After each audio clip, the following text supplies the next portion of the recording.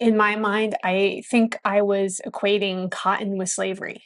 While Lola was up in New York, her family was picking cotton, and this really blew my mind. And when I went down to Louisiana this summer and I met some of my family, I got to talk to my cousin Audrey Perot. And Audrey was raised by her grandparents, Ozelia and Felix Chaplin. And Audrey shared a story with me about her childhood. I asked her just kind of like, what was the day-to-day life for you in Louisiana? Like, what was it like for you guys down there?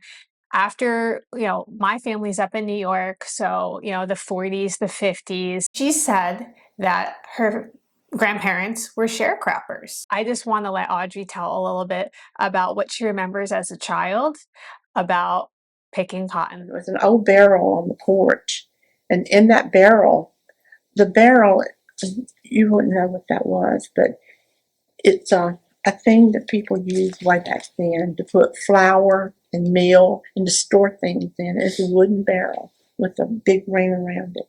So when I opened the barrel one day, I looked, and in it was a sack, and it was a cotton sack that my grandparents used to pick cotton. Is that their own property that they were doing work No, he on? was a sharecropper. He didn't own any property. He worked for another person, Mr. Stubbs, J.P. Stubbs, that worked the cotton fields every day. My mother did too when she was, had her health. And all the kids went out and picked cotton and all. And I would go out there with them, and I was little. So I would sit on the cotton sack on Papa's, and he would pull me as he was picking cotton. I had the sense that like this is a culture of like you are working really hard to survive. Yeah. I mean, that's It was on a nickel a bale or a pound. That wasn't very much money. Papa would make maybe $1.50 for a week, and that would feed the family. He would go to the store and buy lard, sacks of beans, but meat, there was no meat to be bought.